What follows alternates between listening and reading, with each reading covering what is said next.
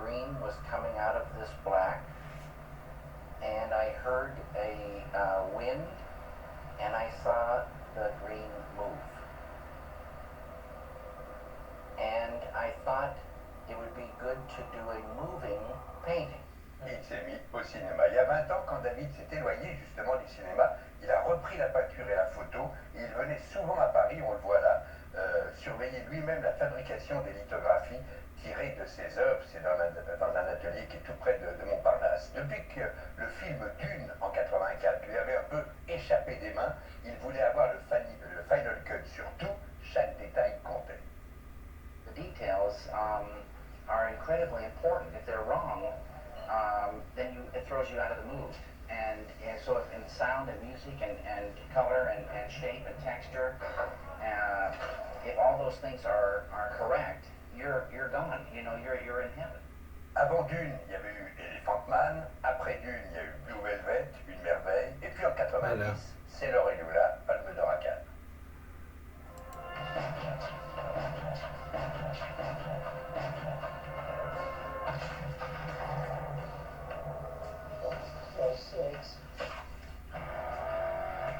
As a filmmaker, do you feel any responsibility in putting such violence in your movies? We're attacking films for violence and not doing a whole lot in the world for violence. I think when people get stories, they pick up on whatever's around them.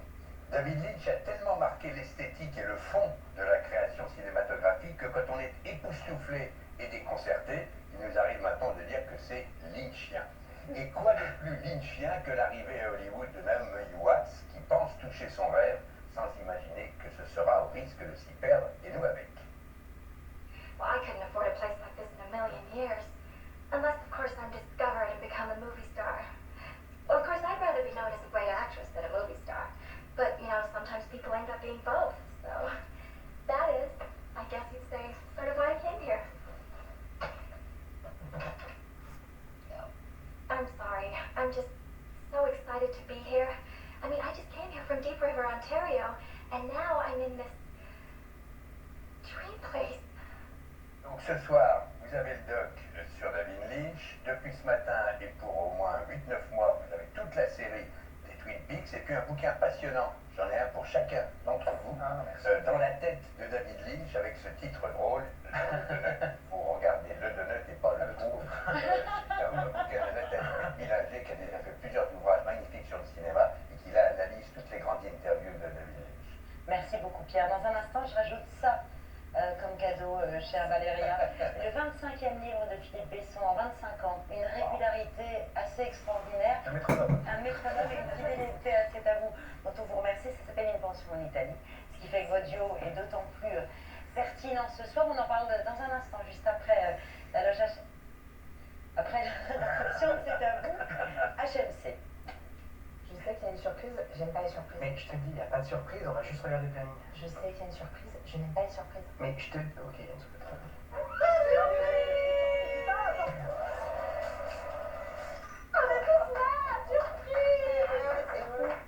T'es sur le cul? Ouais, j'avoue, je suis sur le cul. Elle est sur le cul, elle a rien vu. Merci d'être toujours ma gauche et ta droite. C'est pour tous les jours, les matins, les soirs qu'on passe l'un à côté de l'autre. Et vas-y. Je reprends. Alors quand Erwan m'a demandé d'écrire un discours, j'ai tout de suite repensé à la fois où je t'ai rencontré lors de ce court-métrage. Tu venais de créer sur le troisième assistant. C'est tellement toi. C'est toi. Ok. Et ça, ton ami, t'as grandi, t'as level up, ok, et attends, et t'as grandi. Toi, ça va me faire relire, je suis désolé, pardon, excuse-moi. Non, mais... On nous a dit que t'aimais pas trop fêter tes anniversaires. Et pas moi. Non, Mais bon, comme il y avait déjà de l'argent dans la cagnotte, dont un petit peu de la prod, voilà, je vais déduire quand on regarde avec ça. Joyeux. C'est la gare. Alors, joyeux anniversaire l'équipe qui hésite à lui répondre, parce que précisément elle se tient tenue par le secret, et il va chercher, et puis elle lui donne quelques indices. J'écoutais David Lynch parler des détails, c'est les détails qui contiennent toujours l'essentiel. Il va comprendre, et à ce moment-là, il va se rendre sur place, à San Donato et Poggio, effectivement, et il va enquêter. Il va mener une vraie enquête. Et je voulais que ça soit une enquête qui qui est un temps de suspense. On se dit qu'est-ce qu'il va trouver là-bas.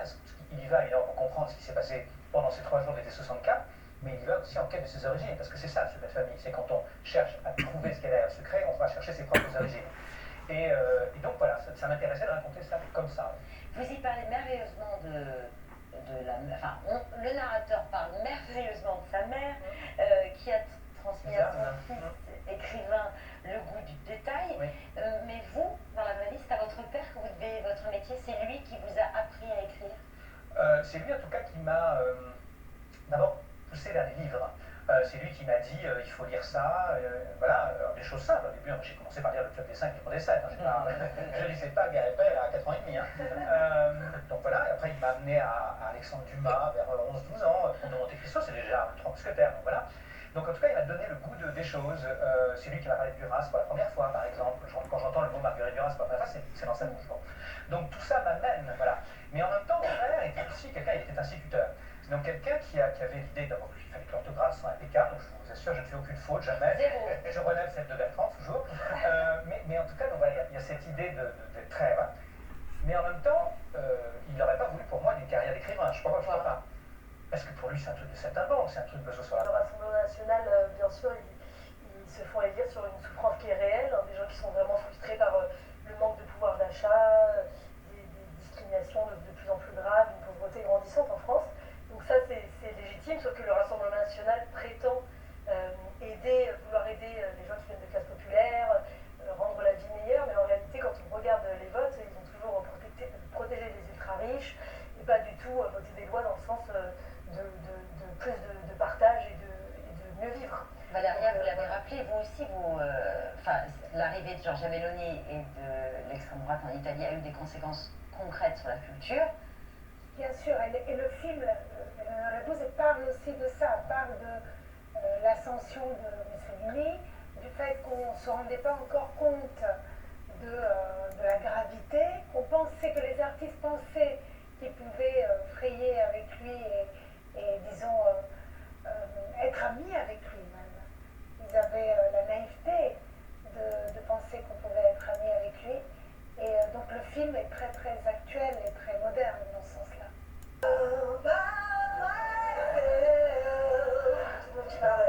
Merci beaucoup. Voilà, pas toujours efficace les conseils. Oui, ça dépend des contextes. Mais c'est super souvent là, donc je demande aux gens s'ils ont des conseils pour calmer leur colère ou des choses qu'ils ont faites par colère, et il y a vraiment des dingueries à chaque fois. Les 2-3 premières minutes, les gens sont timides, je vais courir dans les bois, j'inspire, j'expire, puis au bout d'un moment, il y a des gens qui expliquent qu'en allant au laboratoire pour faire analyser leur urine, en fait ils ont jeté l'urine sur la personne qui avait fait une queue de poisson en voiture et tout, ça m'étonne de... Ouais. Parfois on est vraiment 2000 personnes à essayer de voilà, oui, tutoire quoi, à rigoler. Là, je propose, pour calmer son colère, et de manger un plat italien fait en votre honneur, chère Valéria. Des carottes rôties au miel, pesto, pistachio et burrata, préparé pour vous par notre chef Lou, qui nous rejoint à bras.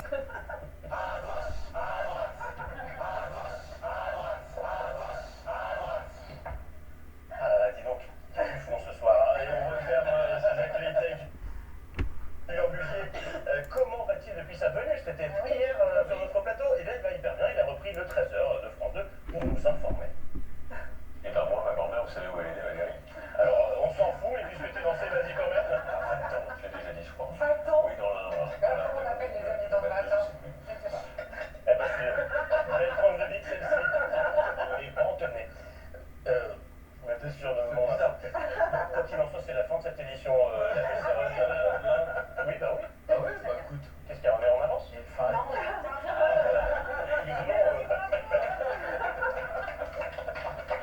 Merci beaucoup à tous les trois pour notre invitation. Si vous voulez bien vous donner vers Céline pour saluer notre téléspectateurs, un documentaire à suivre sur France 5 consacré à la résurrection de Notre-Dame, en construction. Demain à Mohamed, on se retrouve lundi 19h en direct. Excellente soirée, bon week-end. Ciao.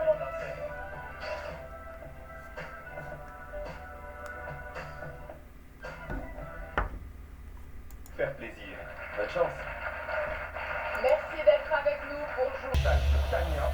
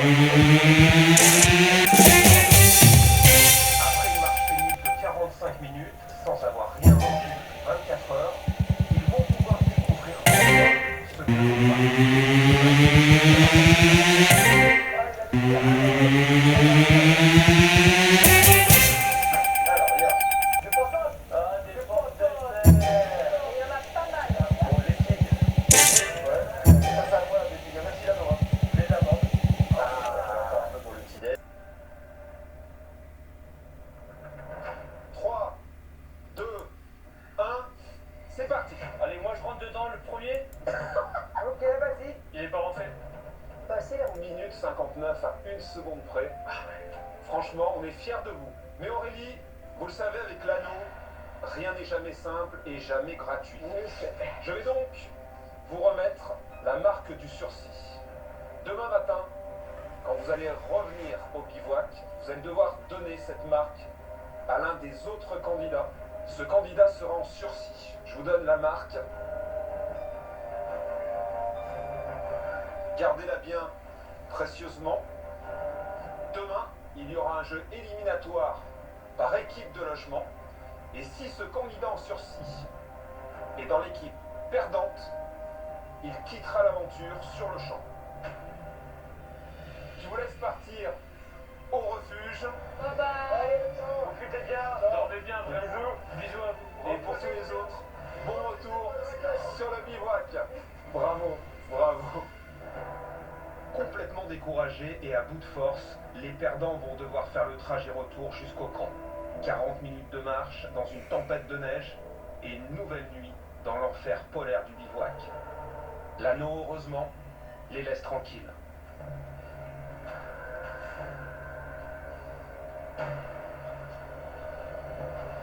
Quelle journée de merde. Allez, let's go.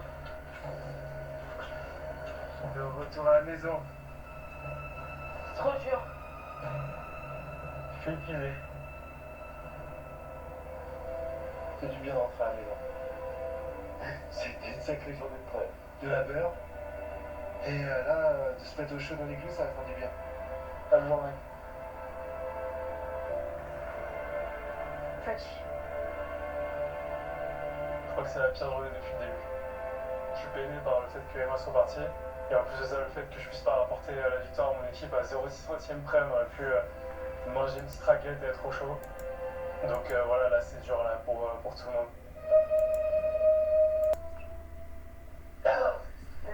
Moi j'ai laissé mon sac en dehors comme un con. Aurélie aurait évoqué l'alliance des 6 durant le dernier confort, ce qui pourrait carrément mettre l'alliance en péril parce que jusqu'à présent, personne ne se doutait de rien. J'ai l'impression que Aurélie est peut-être un peu moins dans la stratégie, peut-être un peu moins connectée à nous. Donc on va voir. En tout cas, le noyau dur, c'est sûr que c'est Mathéo, Matt, Kevin et moi. Ça commence à partir en couille. J'ai appris des trucs et tout. Ouais. Genre, pour Julien. Quoi? Son boulet, il faut que ce soit lui.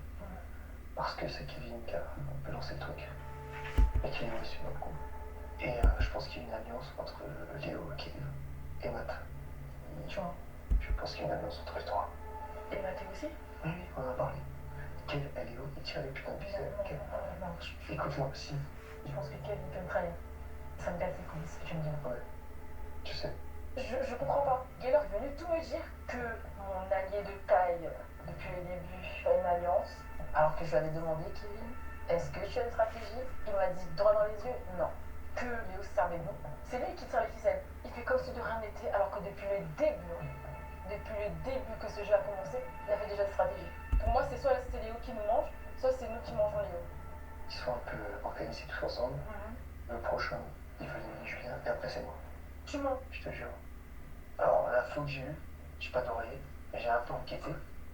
Et il semblerait que, j'en ai pas la certitude, mais que Léo, Kevin et Matt soient alliés pour décimer tout le monde. Et le premier sur la liste serait Julien, puisque dans l'ordre, c'est lui le plus fort. Et ensuite, ce serait moi, puisque également je suis une grosse tête, on va dire. Enfin, pas physiquement, hein, mais de l'aventure. Je suis grippe. Si je perds, je sors. Non, mais j'ai pas envie que tu saches. Je sais, il faut pas que je perde, mais il faut qu'on supprime les plus gros stratèges comme ça. Et pour faire ça, il faut que nous, on arrive premier, que les bleus arrivent deuxième et que vous arrivez dernier, qu'on élimine Kev. C'est le seul moyen. Ça va être compliqué. Et ça va faire.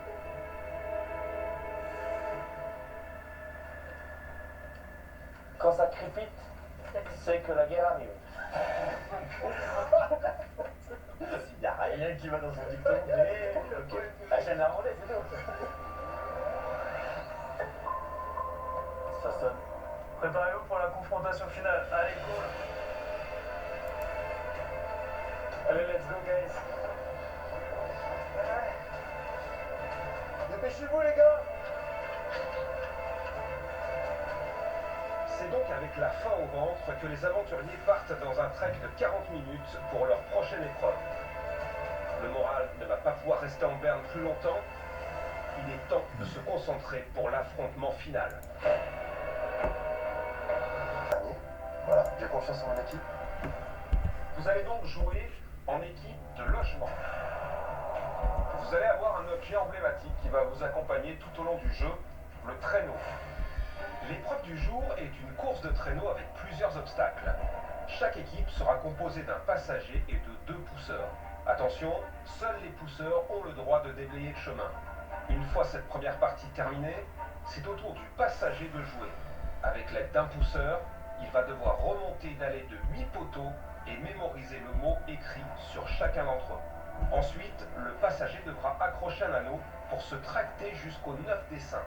Une fois réussi, il devra de mémoire trouver le mot intrus qui ne correspond pas au mot inscrit sur les poteaux. S'il le trouve, son équipe est sauvée. Sinon, il faudra tout recommencer. Aujourd'hui, l'anneau va être plus impitoyable que jamais. Il va imposer à l'équipe gagnante d'éliminer 2 candidats dans l'équipe perdante. Oh non. Il y a un petit coup sur la tête dans l'équipe de la cabane. C'est clair, on est les plus faibles physiquement, il n'y a pas... Bah... Oui, justement, c'est ça qui... Voilà, on va se faire focus et on va essayer de... On va donner On va tout donner. maximum et voilà, après... Léo, Là, il faut que ça avance au bout d'un moment. On est trop. vous trouvez que c'est une bonne chose donc Ouais, Vous ouais. éliminez aujourd'hui. C'est nickel. Il n'y a plus assez de pommes de terre. Léo, il est pragmatique. C'est ça qui est bien. L'équipe Igloo, vous êtes 4 candidats. Un de plus que les autres équipes. Donc, l'un d'entre vous ne va pas participer à cette confrontation. Qui ne jouera pas? Moi, Laurent. C'est vous, Julien? Ouais. Candidat en sursis. Pourquoi? Tout simplement. Léo, pareil. Et Matt, il sort des études, donc il a encore le cerveau tout frais, plein de mémoire. Moi, j'ai vraiment pas de mémoire. Donc, pour vous sauver, vous ne comptez pas sur vous, Non, mais sur eux. ça sera mon destin. Allez tous vous mettre en place et rejoindre vos traîneaux. Allez. Allez, les gars. On lâche rien. Est-ce que vous êtes prêts? Oui. Attention.